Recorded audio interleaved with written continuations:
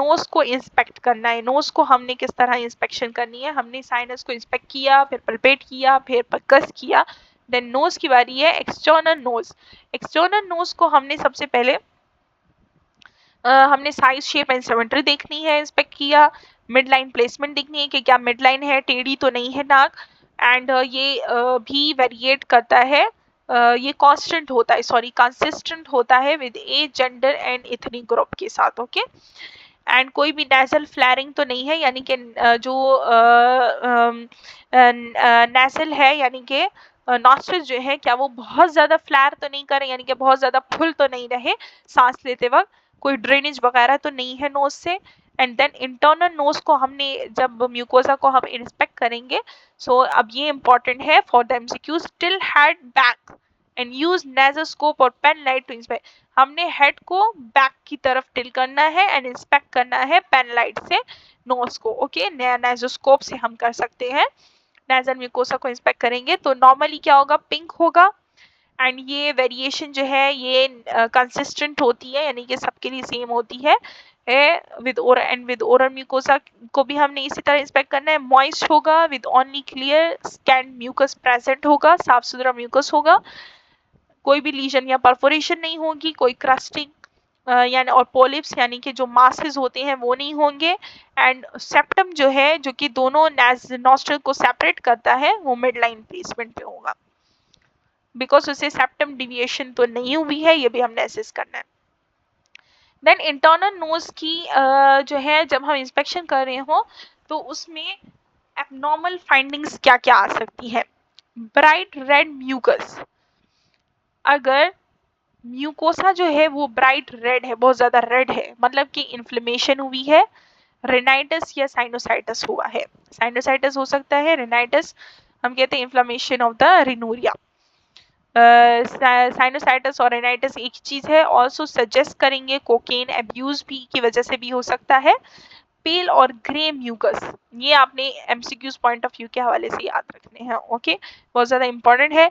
पेल और grey mucus कब होता है, एलर्जिक रेनाइटिस में, ये आपने इस तरह याद रखा, एमसीक्यूज आ सकता है कि एलर्जिक रेनाइटिस में म्यूकस किस कलर का होता है, pale and grey. Then copious और कलर डिस्चार्ज अगर हो तो एलर्जिक और इन्फेक्शियस डिसऑर्डर में हो सकता है, एपिस्टेक्स में हो सकता है, हेड और नोज ट्रॉमा में। क्लस्टर्ड वेसिकल्स अगर हो यानी कि दाने हो गए हो, लीजन्स हो, तो हर्पिस इन्फेक्शन हो सकता है। अल्सर और परफोरेशन अगर होगी तो chronic infection, trauma, cocaine use की वजह से हो सकता है। ड्राइड क्रस्ट ब्लड, यानी कि अगर ब्लड आ रहा है लेकिन वो ड्राई है, प्रीवियस एपिस्टेक्स हो सकता है। पॉलिप्स यानी कि राउंडेड प्रोजेक्शन मासेस होते हैं, एलर्जीज, इरिटेशन और क्रोनिक इन्फेक्शन की वजह से हो सकता है। डिविएटेड सेप्टम, नॉर्मल वेरिएंट और फॉलोइंग ट्रॉमा की वजह से सेप्टम डिविएट हो सकता है, और नॉर्मली भी हो सकता है जो कि अफेक्ट नहीं करता नोज को। सो ये पॉलिप्स हो गए, मासेस होते हैं नोज के अंदर। Then palpation of the nose, nose को हमने किस तरह से पल्पेट करना है। सो एक्सटर्नल, इंटरनल तो हम नोज को पल्पेट नहीं कर सकते, एक्सटर्नल नोज को हम पल्पेट करेंगे। सो ऑक्लूड हमने करना है ईच नॉस्ट्रल को एंड नोट करना है पेटेंसी, ये इंपॉर्टेंट है, नोज में हम पेटेंसी चेक करते हैं। एक नोज को हमने फिंगर से ऑक्लूड किया, हम उसे बोलेंगे अब वो ब्रीथ इन एंड आउट करे कि क्या उसमें से कोई ऑब्स्ट्रक्शन तो नहीं है, देन हमने दोनों को करना है। कार्टिलेजिनियस पोर्शन जो है ये स्लाइटली मोबाइल होता है, नॉन टेंडर, कोई मास नहीं होगा, नर्व्स पेटेंट होंगे। एबनॉर्मल फाइंडिंग क्या हो सकती है कि डिविएशन और मासेस हो सकते हैं किसी प्रीवियस ट्रॉमा या इन्फेक्शन की वजह से। इंस्पेक्शन हम किस तरह करेंगे, माउथ एंड थ्रोट की। सो लिप्स को हमने किस तरह से इंस्पेक्ट करना है, कलर, कंडीशन, लीजन और ऑर्डर के लिए। मिडलाइन होंगे, सिमेट्रिकल होंगे, स्किन इंटैक्ट होगी, पिंक और मॉइस्ट होगी, कलर कंसिस्टेंट होता है विद रेस या इथनिक ग्रुप में, कोई अनयूजुअल ऑर्डर नहीं होगा। एबनॉर्मल फाइंडिंग क्या हो सकती है, सो ये आपने अब याद रखना है कि एसिमेट्री हो, अगर प्लेसमेंट हो, कंजेनिटल डिफॉर्मिटी हो सकती है लिप्स की, पैरालिसिस की वजह से भी ड्रॉप डाउन हो जाता है, सर्जिकल कोई अल्टरेशन हो सकती है। पैलर अगर हो, लिप्स जो है पेल हो, येलो कलर के हो तो एनीमिया की वजह से हो सकता है। अगर रेडनेस होगी तो इन्फ्लेमेशन या इन्फेक्शियस डिसऑर्डर की वजह से हो सकता है। साइनोसिस जो है यानी कि ब्लूइश डिस्कलरेशन, वैसोकंस्ट्रिक्शन या हाइपोक्सिया, अगर ऑक्सीजन सही नहीं मिल रहा है। उसकी वजह से हो सकता है। लीजन जो है ये इन्फेक्शन इन्फ्लेमेटरी डिजीज, ये देखिए cancer on the tips of the lips. Then है चिलाइटिस। चिलाइटिस जो है ये इंपॉर्टेंट है। चिलाइटिस जो है इन्फ्लेमेशन ऑफ लिप्स को कहते हैं।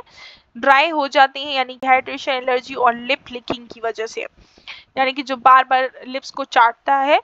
And then cheilosis. चिलोसिस जो है ये फिशर्स होते हैं at the corner of the lip. Cheilitis कहते हैं इन्फ्लेमेशन ऑफ द लिप्स जब इन्फ्लेम्ड हो जाते हैं सारे, एंड चिलियोसिस हम कहते हैं जब कॉर्नर्स जो है लिप्स के वो उसमें फिशर बन जाते हैं, यानी कि ब्रिक्स हो जाते हैं, स्किन ब्रिक होते हैं। डिफिशियंसी ऑफ विटामिन बी की डिफिशियंसी की वजह से हो सकती है। मैसेरेशन यानी कि कट्स हो जाते हैं है ओवर क्लोजर की वजह से, यानी कि अगर हम मुंह बहुत ज्यादा खोल रहे, बहुत ज्यादा अगर कोई हंस लेता है तो, और बहुत ज्यादा मुंह खोल रहा है यानी कि अपनी कैपेबिलिटी से ज्यादा खोलने की कोशिश कर रहा है तो उसकी वजह से भी हो सकता है। देन है inspection of the mouth and throat. Mouth और थ्रोट को हमने किस तरह इंस्पेक्ट करना है। सो टीथ एंड बाइट पहले हम ये माउथ और थ्रोट में हमने पहला वाला लिप्स पढ़ लिया, अब टीथ एंड बाइट को हमने इंस्पेक्ट करना है। So have patient open and close mouth. हमने पेशेंट को बोलना है अपना माउथ जो है वो खोले बंद करे, हमने ओक्लूजन देखनी है कि उसको कोई मसला तो नहीं आ रहा खोलने में या बंद करने में। And number colour condition, teeth के नंबर्स देखने हैं, उसकी कलर देखनी है, कंडीशन देखनी है टीथ की कि सिमेट्रिकल है या नहीं। So most adult have 28 teeth होते हैं, एडल्ट्स के, मोस्ट एडल्ट्स के भी 28 टीथ होते हैं और 32 हो सकते हैं if the fourth third molars जो और विजडम टीथ आर इरप्टेड। अगर जो लास्ट वाले टीथ हैं, फोर्थ थर्ड मोलर्स जो हैं, अगर विजडम टीथ जिसे हम कहते हैं, अगर वो इरप्ट हो चुके हैं तो 28 भी हो सकते हैं, वैसे 32 होते हैं। They are usually impact. Teeth जो है वाइट होंगे और लूज ना हो, टाइट होते हैं, एंड गुड ऑक्लूजन होगी उनकी, एंड गुड रिपेयर होगा। एबनॉर्मल फाइंडिंग क्या हो सकती है, एबनॉर्मलिटीज आ सकती है, यानी कि टीथ लूज हो सकते हैं, पुअरली एंकर टीथ हो सकते हैं, यानी कि सही से वो जो गम्स है उसमें अंदर नहीं है, मिस अलाइनमेंट हो सकती है, माल अलाइनमेंट, यानी कि उनकी अलाइनमेंट सही नहीं है, टेढ़े वेढ़े हैं। एंड डेंटल कैरीज, यानी कि उसमें कोई कीड़ा वगैरह भी लग सकता है, ये जैसे कि आप देख रहे हैं मैल ऑक्लूजन टीथ है एंड डेंटल कैरीज।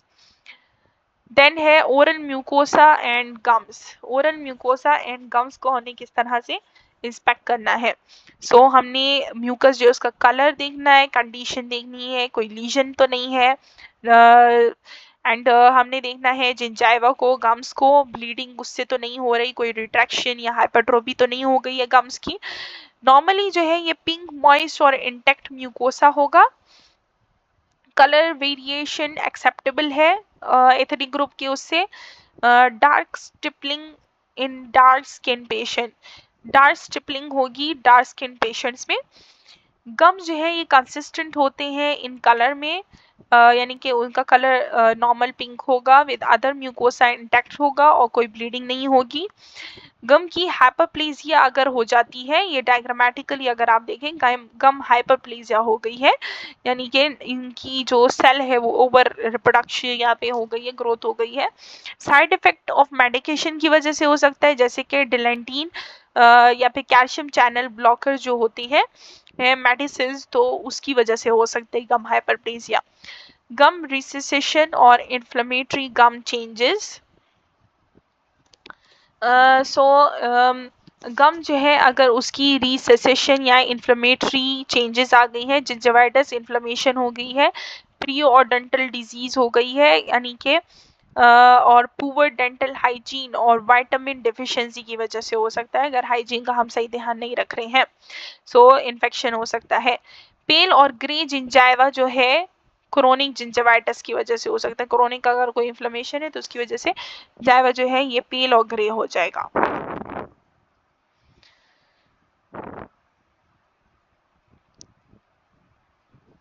प्रीओडेंटल डिजीज हम कहते हैं अगर टीथ की कोई डिजीज हो पहले से ही। हार्ड एंड सॉफ्ट पैलेट को हमने किस तरह से इंस्पेक्ट करना है। So hard and soft palate inspect करेंगे, colour and condition, colour condition हमने देख लिया सॉफ्ट पैलेट का। पैलेट जो है इंटैक्ट स्मूथ और पिंक होगा, नॉर्मली बोनी होगा, म्यूकस कवर्ड प्रोजेक्शन होगा हार्ड पैलेट पे, टॉरस पैलेटाइनस हम कहते हैं हार्ड पैलेट को, और on the floor of mouth torus mandible. Hard palate जो होगा ऊपर वाला उसे हम कहते हैं टॉरस पैलेटाइन, और on the floor of the mouth जो है उसे हम टॉरस मैंडिबल कहते हैं। और नॉर्मल वेरिएशंस होंगे, यानी कि टॉरस पैलेटाइनस जो ऊपर वाला होता है एंड टॉरस मैंडिबल जो नीचे वाला होता है। ये आपने याद रखना एमसीक्यूज के लिए। परफोरेशन अगर होगी ऊपर वाले में या नीचे वाले में तो कंजेनिटल और ट्रॉमा की या ड्रग यूज की वजह से हो सकता है। कोकेन यूज की वजह से हुआ है, यहाँ पे HIV पैलेटल कैंडिडाइसिस का पिक्चर दिखा है। देन टंग, टंग जो है ये कैंडिडाइसिस जो है ये फंगल इन्फेक्शन है। इंस्पेक्ट करेंगे कलर, टेक्सचर, मॉइस्चर और मोबिलिटी को टंग की। सो नॉर्मली जो है पिंक एंड मॉइस्ट होगी टंग। कलरिंग जो है ये वेरी कर सकता है इतने ग्रुप में। म्यूकोसा जो है उसका इंटैक्ट होगा, बिल्कुल सही होगा, कोई लीजन डिस्कलरेशन नहीं होगी। पैपिला जो है वो इंटैक्ट होगी, यानी कि इसके ऊपर जो पैपिलास होते हैं वो इंटैक्ट होंगे, जो डॉट डॉट होंगे। टंग जो है ये फ्रीली और सिमेट्रिकली मोबाइल होगी। एंड टंग मूवमेंट जो है ये हम किस क्रेनियन नर्व से एसेस करते हैं? सो क्रेनियन नर्व नंबर 12 हाइपोग्लॉसल जो होती है उसे हम टंग की मूवमेंट चेक करते हैं, यानी कि हम बोलते हैं पेशेंट को कि अपना माउथ ओपन करें एंड जबान बाहर निकाल कर वो लाला बोलने की कोशिश करें, देन टंग मूवमेंट और टंग को हिलाए, देन ये एसेस हो जाता है। ज्योग्राफिक टंग जो है ये नॉर्मल वेरिएशन हो सकती है। एंड ओरोफेरिंग, यानी कि अगर ज्योग्राफिक टंग हो किसी की इस तरह तो ये कोई एबनॉर्मलिटी नहीं है। देन ओरोफेरिंग्स को हमने एसेस करना है कलर लीजन ड्रेनेज के लिए। म्यूकोसा पिंक मॉइस्ट इंटैक्ट होगा। लिम्फोइड रिच पोस्टीरियर वॉल में have slightly irregular surface. Mucosa जो है पिंक होगा। लिम्फोइड जो पोस्टीरियर वॉल है जो है वहाँ पे इरेगुलर सरफेस हो सकता है, कोई लीजन, एरिथमा, स्वेलिंग, एक्सुडेट और कोई डिस्चार्ज वगैरह नहीं होगा। एरिथमा हम कहते हैं कोई रेडनेस नहीं होगी, कोई स्वेलिंग नहीं होगी, कोई एक्सुडेट यानी कि कोई फ्लूइड वगैरह जमा नहीं होगा। ओके, सो हम टॉन्सिस पे आते हैं। टॉन्सिस को हमने किस तरह से इंस्पेक्ट करना है? हमने टॉन्सिस को देखना है टॉन्सिस कहाँ पे होते हैं। ये अब एमसीक्यूज पॉइंट ऑफ व्यू से इम्पॉर्टेंट है। पोस्टीरियर होते हैं, आर्ट्स के जो आर्ट्स होते हैं टॉन्सिल पाइलर होते हैं उसके पोस्टीरियरली होते हैं, दोनों थ्रोट के दोनों साइड पे। देन नोट करना है हमने कलर, साइज एंड एक्सुडेट कि कोई कलर चेंज तो नहीं है, रेड तो नहीं है, साइज तो बड़ा नहीं हुआ या फिर एक्सुडेट वगैरह तो नहीं है। सिमेट्रिकल होने चाहिए, दोनों सेम साइज के होंगे, पिंक होंगे एंड ग्रीन क्रिपिटस होगा। यहाँ पे क्रिप्टिस का मतलब जो है वो है टॉन्सिलर फोसाज होते हैं जहाँ पे टॉन्सिल्स जो है लोकेटेड होती है। ये नॉर्मल वेरिएशन होती है, स्मॉल फूड पार्टिकल्स होती है और वाइट सेलुलर डिब्रेस अगर प्रेजेंट हो तो ये कोई एबनॉर्मेलिटी नहीं है। बल्जिस अगर हो, टॉन्सिलर पाइलर से बाहर की तरफ आए हो, बल्ज हुआ हो तो मतलब कि प्री टॉन्सिलर एब्सेस हो सकता है। या फिर रेड एंड हाइपरट्रोपिक टॉन्सिल हो, यानी कि हाइपरट्रोपी हो गई हो, इनलार्ज्ड हो गए हो, तो विद और विदाउट एक्सुडेट के हो सकता है इन्फेक्शन और टॉन्सिलाइटिस की वजह से। लिम्फोइड कॉबल स्टोनिंग हो सकती है। यहाँ पे कॉबल स्टोनिंग जो है इसके दो मतलब हो सकते हैं कि या तो ये एक एनाटॉमिकल स्ट्रक्चर भी हो सकता है, जो है ये होता है कि यानी कि थ्रोट की साइड पे सॉर्टनेस और इरिटेशन अगर हो जाती है या फिर कोई स्टोन वगैरह वहाँ पे बन जाता है एंड देन इनलार्ज टॉन्सिल्स अगर है विद एक्सुडेट। इसके बाद आते हैं यूवेला पे। यूवेला को हमने इंस्पेक्ट करना है कि हमने पेशेंट को कहना है कि वो आह कहे, यानी कि अपना माउथ खोले। माउथ खोलने के बाद उसने कहना है आह, तो उसका हमने देखना है, नोट करना है सिमेट्रिकल राइज ऑफ द यूवेला। यूवेला का हमने देखना है राइज कि वो सिमेट्रिकली ऊपर की तरफ राइज होगा, मिड लाइन होगा, पिंक होगा, मॉइस्ट होगा, कोई लीजन नहीं होगी यूवेला पे। सिमेट्रिकल राइज ऑफ यूवेला जो है ये हम एसेस करते हैं जब हम एसेस करते हैं क्रेनियल नर्व 9th को, ग्लॉसोफेरेंजियल नर्व को एंड क्रेनियल नर्व 10 वैगस को। देन जो है हमें पता चल जाएगा कि ये दोनों नर्व जो है वो इंटैक्ट है। ग्लॉसोफेरेंजियल नर्व जो है ये गैग रिफ्लेक्स के लिए भी हम यूज करते हैं। एब्नॉर्मेलिटी क्या होगी, अगर कोई इरिथमा हो यूवेला पे, कोई एक्सुडेट हो, लीजन हो, तो ये इन्फेक्शन की वजह से हो सकता है। एसिमेट्रिकल अगर राइज हो तो मतलब कि क्रेनियल नर्व 9 एंड 10 में कोई प्रॉब्लम है। देन है टॉन्सिलर ग्रेडिंग, बहुत ज़्यादा ज़रूरी है। टॉन्सिलर की 4 ग्रेडिंग होती है, ये आपने याद रखना है। फर्स्ट ग्रेड जो है, फर्स्ट पे क्या होगा कि आर्च से थोड़ा सा बाहर एक्सटेंड होंगे। सेकंड पे टॉन्सिल्स जो है ये एक्सटेंड होंगे जस्ट बियॉन्ड द आर्च होगा। एंड थर्ड पे जो है अप्रोक्सीमेटली यूवेला तक पहुंचने वाला है। एंड टेंथ में ये दोनों आपस में मिल रहे हैं, यूवेला को टच करते हैं और आपस को भी टच करते हैं एक दूसरे को, इसे हम इसे किस टॉन्सिल्स भी कहते हैं। Then palpation of the mouth, अब हम पल्पेट, इंस्पेक्ट हमने कर लिया लिप्स को, अब हमने इसे पल्पेट करना है, तो लाइटली हम पल्पेट करेंगे जैसे कि पिक्चर में दिखाया है। कंसिस्टेंसी टेंडरनेस नोट करेंगे, सॉफ्ट नॉन टेंडर यानी कि टच करने पे कोई पेन नहीं होगा, कोई मास नहीं होगा। टंग को हमने किस तरह पल्पेट करना है, लाइटली हम पल्पेट करेंगे टंग को कंसिस्टेंटी टेंडरनेस के लिए। टिश्यू जो है ये सॉफ्ट होगा, कोई मास नोड्यूल थिकनिंग और टेंडरनेस नहीं होगी, सपल होगा यानी कि फ्लेक्सिबल होगा, विदाउट कोई नोड्यूल नहीं होगा, थिकनिंग नहीं होगी, मासेस कोई टेंडरनेस नहीं होगी। सब लिंगुअल ग्लैंड जो है ये भी पल्पेबल होता है अंडर द टंग के। ये हमने नोट करना है कि ये भी नॉन टेंडर, सॉफ्ट और सपल होगा। ग्लैंड जो है ये 3 जो हमारे पास मेजर ग्लैंड्स है, पैरोटिड, सबमैंडिबुलर और सबलिंगुअल। देन इसे हमने एसेस करना है। पैरोटिड ग्लैंड जो है 3 हमारे पास सिलेवरी ग्लैंड होते हैं। पहला है पैरोटिड, इसे हमने पल्पेट करना है इन फ्रंट ऑफ ईयर्स, ये आपने एमसीक्यूज के लिए याद रखना है कि फ्रंट ऑफ ईयर्स में हमने इसे पल्पेट करना है। पल्पेट करेंगे पैरोटिड ग्लैंड को। एंड सब मैंडिबुलर और सबलिंगुअल ग्लैंड को हमने पल्पेट करना है अंडर द मैंडिबल, ये भी आपने याद रखना है। पैरोटिड ग्लैंड जो है ये नॉन पल्पेबल और नॉन टेंडर होंगे।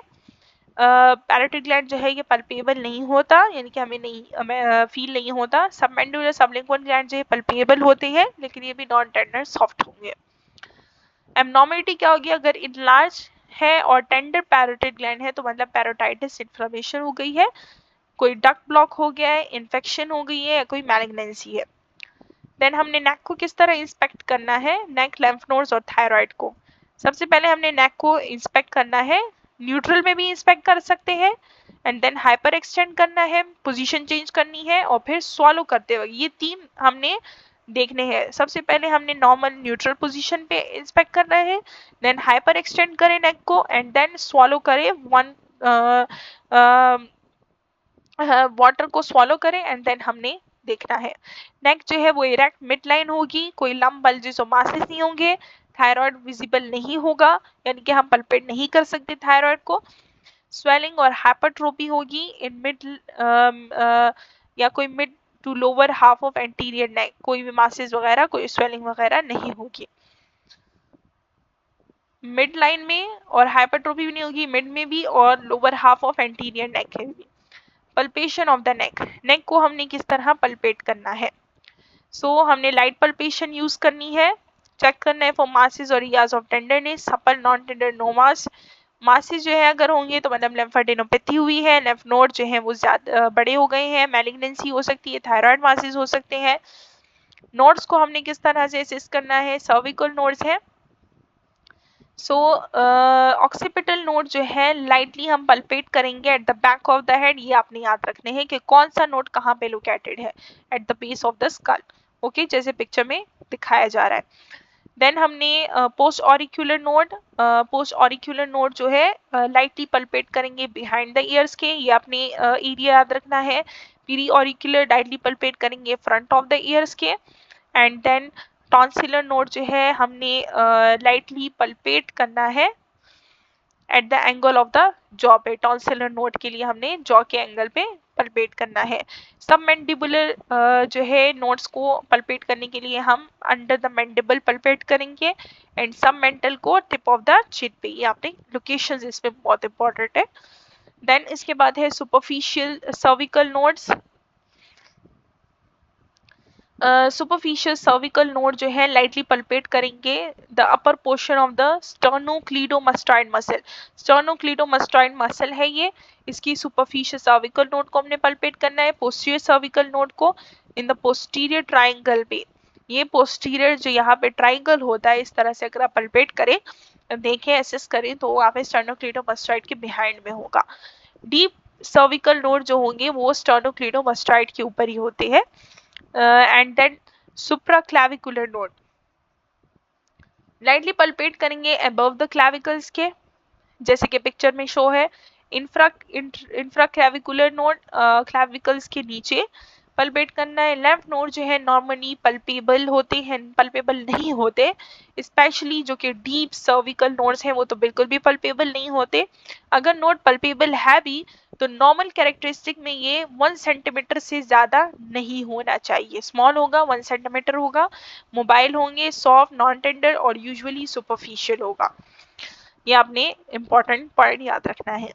देन थायराइड, थायराइड को हमने किस तरह से एसेस करेंगे? हमने थायराइड का इस्थमस लोकेट करना है बिलो द क्रिकॉइड कार्टिलेज के प्रेजेंट होता है। क्रिकॉइड कार्टिलेज उसके बिलो थायराइड का इस्थमस होता है। एंटीरियर अप्रोच हम यूज करेंगे। एंटीरियरली हम थायराइड को किस तरह पल्पेट कर सकते हैं? पोस्टीरियरली। सो एंटीरियर अप्रोच क्या है? हमने पल्पेट करना है राइट लोब को, तो स्लाइड हम करेंगे फिंगर टू द राइट। हमने अपनी, अगर हमने राइट वाला लोब जो है ये एसेस करना है, तो हमने अपनी फिंगर्स को राइट साइड की तरफ स्लाइडली स्लाइड करना है। जेंटली डिस्प्लेस करेंगे trachea to right and palpate gland as patient swallow. Then हमने ट्रैकिया को स्लाइटली डिस्प्लेस करना है राइट साइड पे, यानी कि लेफ्ट हैंड से हमने राइट साइड पे इसे डिस्प्लेस कर लिया। देन हमने पेशेंट को कहना है कि आप वो स्वॉलो करें। देन हमने पल्पेट कर लिया, ग्लैंड को हम पल्पेट कर सकते हैं। टू पल्पेट करें लेफ्ट लोब को, लेफ्ट लोब को अगर हमने पल्पेट करना है तो हमने ट्रैकिया को जेंटली स्लाइड करना है फिंगर को टू द लेफ्ट साइड पे, यानी कि लेफ्ट साइड पे हमने इसे प्लेस करना है। देन हम ट्रैकिया जो है to the left and palpate कर सकते हैं ग्लैंड को, जब हम पेशेंट को बोलेंगे अब वो स्वॉलो करें। देन पोस्टीरियर अप्रोच हम कौन सा यूज करेंगे? पोस्टीरियर अप्रोच में हमने पेशेंट को बिठा देना है, उसका हेड टिल्ट करना है राइट साइड पे एंड देन जेंटली डिस्प्लेस करेंगे ट्रैकिया को राइट साइड पे, स्लाइड करेंगे फिंगर को राइट साइड पे एंड पल्पेट करेंगे राइट थायराइड लोब को जब पेशेंट स्वॉलो करेगा। ग्लैंड मूव करेगा विद द कार्टिलेज के साथ एज पेशेंट स्वॉलो करता है। टू पल्पेट करिए द लेफ्ट लोब को तो हमने रिपीट करना है सेम टेक्निक एंड देन हम पल्पेट कर सकते हैं लेफ्ट लोब को। जनरली ये नॉन पल्पेबल होगा, कुछ टिश्यूज जो है पल्पेबल होते हैं। अगर बहुत ज़्यादा थिन पेशेंट है या प्रेग्नेंट पेशेंट है उनमें ये पल्पेबल होता है। कंसिस्टेंसी इसकी फर्म होगी, यानी कि फर्म होगा, स्मूथ होगा, मीठी होगा, कोई नोड्यूलैरिटी, इनलार्जमेंट और टेंडरनेस नहीं होगी। एस्कल्टेशन हम किस तरह करेंगे थायराइड की? सो थायराइड ग्लैंड जो है पल्पेबल अगर है तो पेशेंट जो है उसे हमने कहना है कि अपनी ब्रीथ को होल्ड करें, यानी कि सांस रोक दे। देन हमने थायराइड पे एस्कर्टेट करना है, बेल पोर्शन रखना है। स्टेथोस्कोप का जो स्मॉल पोर्शन होता है, एक स्मॉल होता है, एक स्मॉल पोर्शन होता है, एक इस तरह से लार्ज पोर्शन होता है, उसे हम डायफ्राम कहते हैं, स्मॉल को हम बेल कहते हैं। तो हमने ब्रूड साउंड देखनी है। ब्रूड जो होती है साउंड, ये तब होती है जब जो नॉर्मल फ्लो है ब्लड का वो इरेगुलर हो जाता है, तो कोई भी साउंड डिटेक्ट नॉर्मली नहीं होगी। ब्रूड जो है ये तब डिटेक्ट होती है जब इंक्रीज वस्कुलैरिटी ऑफ द हाइपरथायराइड, जब हाइपरथायराइडिज्म में ब्लड फ्लो जो है वहाँ पे ज़्यादा हो जाता है।